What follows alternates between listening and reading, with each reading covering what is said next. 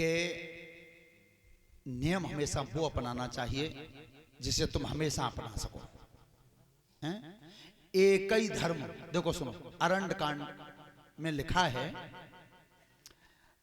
गोस्वामी तुलसीदास जी रामचरितमानस में लिख रहे हैं तुम्हारे लिए, एक ही धर्म एक व्रत नेमा और कहें वचन पद पद मन प्रेम। का जगह लिखी है तुलसीदास ने कि तुम करवा चौथ को पास रही हो?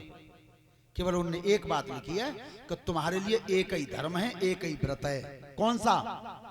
कि पति के चरणों में ध्यान रहे और पति के हुक्म का पालन करती रहो। ये तुलसीदास जी बता रहे हैं रामायण में। उन्हें चुना बताई कि करवा चौथ वाले दिन व्रत रही हो? हैं?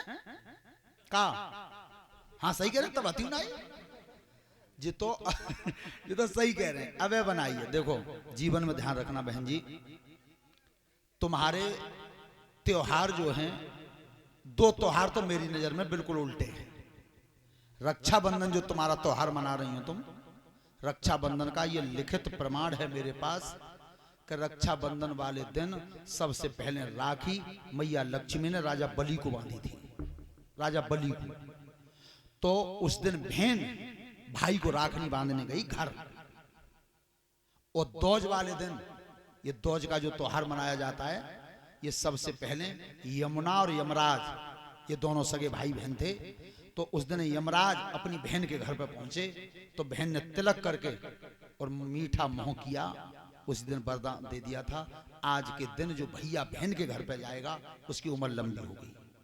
भाई बहन के घर पर होता को उल्टो है।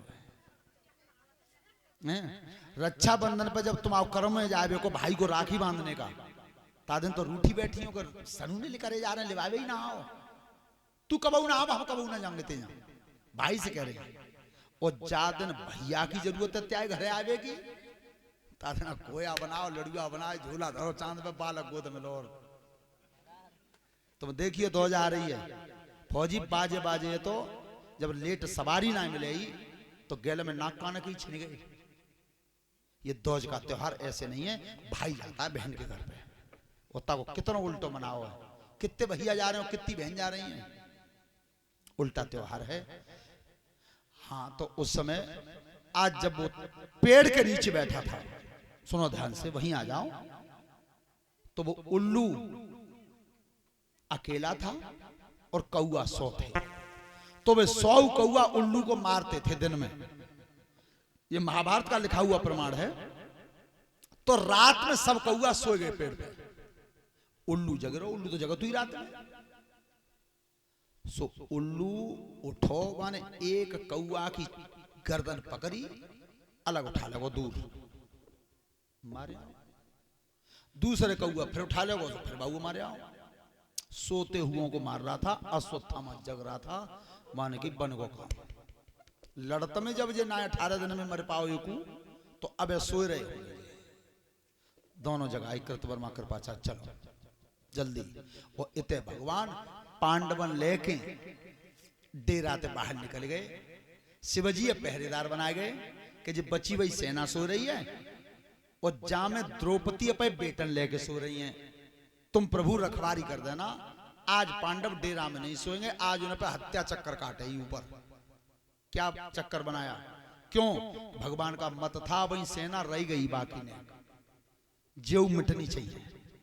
सो रात में भगवान पांडवों को लेकर के चले गए।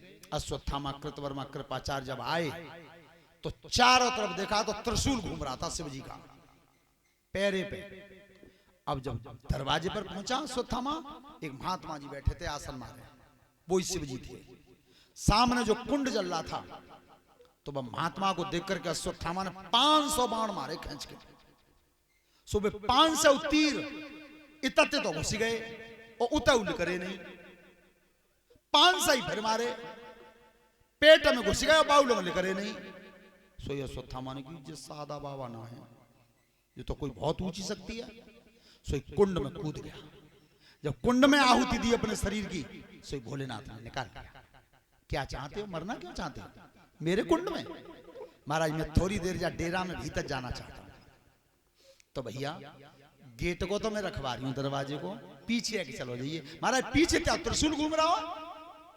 सो भस्मी दे दी, उठा करके इसे ले जाओ, त्रिशूल में मार देना, वो वापस हो जाएगा। पीछे से डेरा काट के तीनों चोर घुसे। तो श्रोता बंधुओं, सब सेना सो रही थी।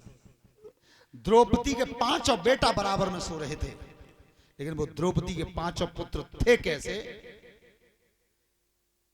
युधिष्ठिर जैसी शकल तो युधिष्ठिर के बेटा की थी, भीम जैसी सूरत भीम के बेटा की थी, अर्जुन जैसी सूरत अर्जुन के बेटा की थी, और नकुल और सहदेव जैसे थे उनसे उनके बेटा थे। 5 पांडव लगते थे, बिल्कुल सेम जैसी परिस्थिति थी। तो अश्वत्थामा ने रात के अंधेरे में जाना कि ये द्रौपदी परी है और ये 5 पांडव सो गए। 5 पांडव सोते समय, ध्यान रखना, सोते समय आज उस पापी अश्वत्थामा ने 5 बेटाओं का सर काटा है, 5 का, सोते समय।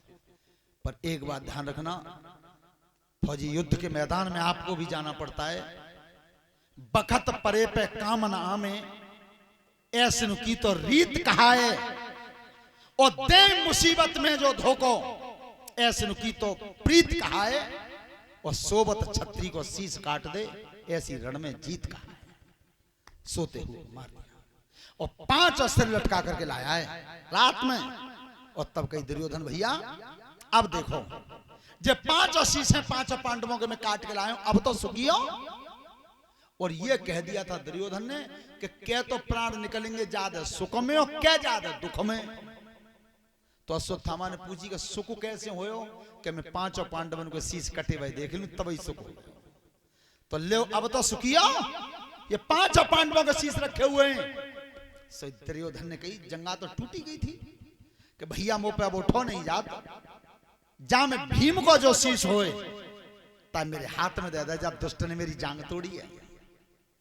सो भीम के लड़का को शरीर जैसा ही हो। सो भीम के बेटा का सिर बड़ा था, सो वो बड़ा शीश उठा करके अश्वत्थामा ने दे दिया, और जो बाने हाथ में शीश पकड़ो, हुआ क्या? भीमसेन के पुत्र को